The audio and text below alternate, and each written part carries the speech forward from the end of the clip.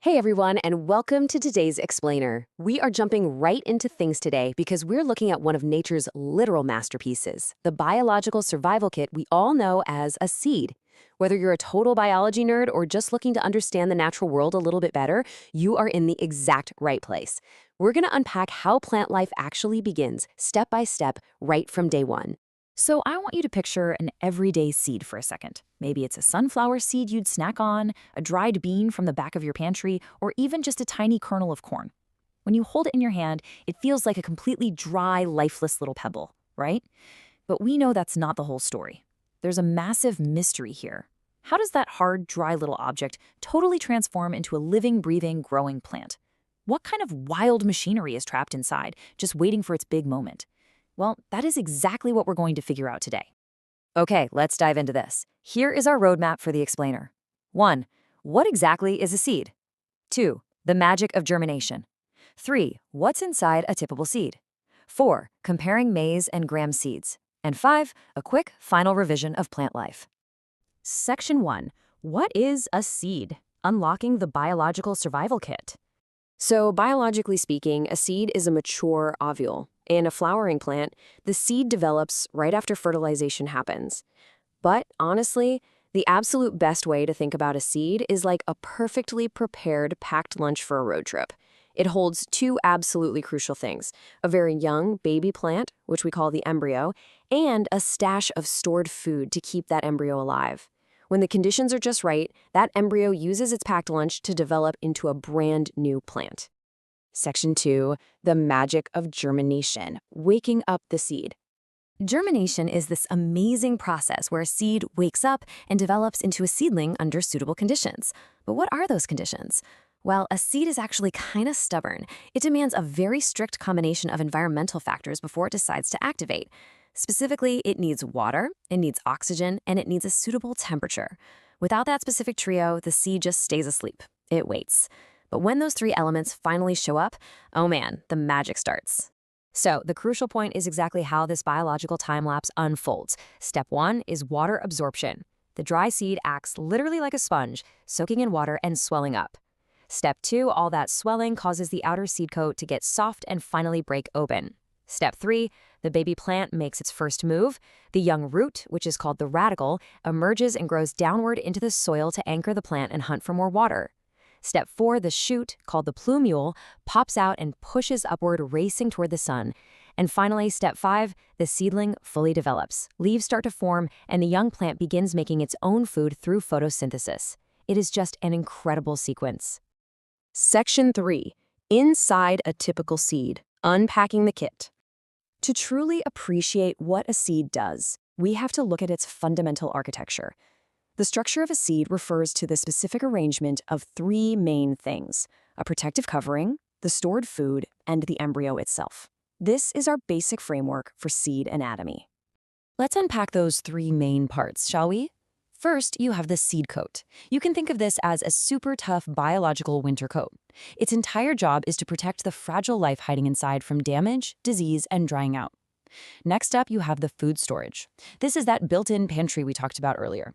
Because the baby plant is buried underground and obviously doesn't have leaves yet, it can't make its own food. It relies entirely on this pantry for nutrients. And finally, sitting right there in the middle of it all is the embryo, the young plant itself, just waiting for the green light to grow.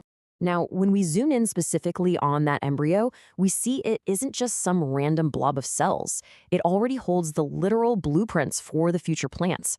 The embryo contains the radicle, which is pre-programmed to develop into the root. It contains the plumule, which is destined to become the shoot, the stem and leaves. And then we have the cotyledon, which is a highly specialized seed leaf that stores or supplies all that crucial food to the embryo. I really want you to remember that word, cotyledon, because it's going to be super important in just a second. Section 4, comparing maize and gram, a tale of two seeds. First up is the maize seed, which you probably just call corn. Maize is a monocot seed. The prefix mono means one, so it contains only one single cotyledon, which in maize is specifically called the scutellum. But here's the really cool thing that makes maize unique. Instead of storing its food inside that single cotyledon, it has this massive, totally separate food-storing tissue called the endosperm. In fact, if you look at a grain of maize, most of it is literally just this giant endosperm pantry, with the tiny embryo pushed way down near the lower edge. If we mapped out the inside of this monocot, you'd find the outer seed coat protecting that massive endosperm. You've got the scutellum, again, that's the single cotyledon, and the embryo, featuring our familiar plumule and radicle. Maize even goes a step further and adds extra protective sheaths around its shoot and root, called the coleoptile and the coleorhiza. It's heavily armored. Now let's shift gears and look at our second contender, the gram seed.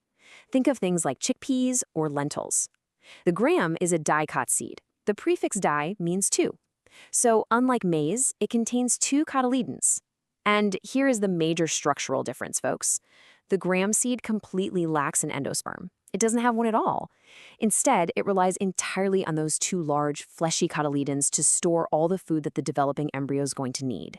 Inside this dicot, right beneath the outer seed coat, the seed naturally splits into two halves. Those halves? Those are the two cotyledons. Nestled safely right smack in the middle between them is the embryo, complete with its radicle and plumule. The gram seed also features a hilum, which is basically a little belly button or scar where it was attached to the pod, and a tiny pore called a micropyle where the water actually gets absorbed to start germination.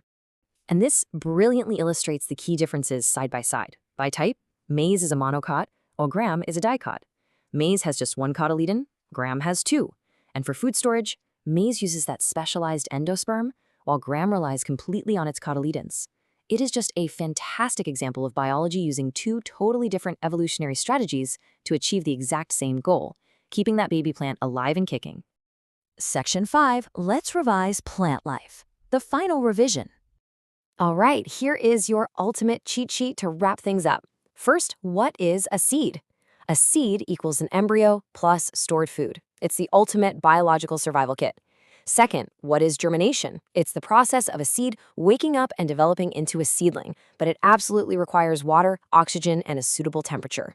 And finally, the ultimate showdown. Maize is a monocot with one cotyledon and a huge endosperm for food storage, while gram is a dicot with two cotyledons that handle all the food storage themselves. Which brings us to a rather provocative question to leave you with today.